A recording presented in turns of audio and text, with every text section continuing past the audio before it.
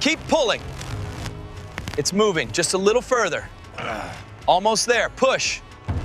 Keep an eye on the cheese layer right there. The viscosity is holding up well.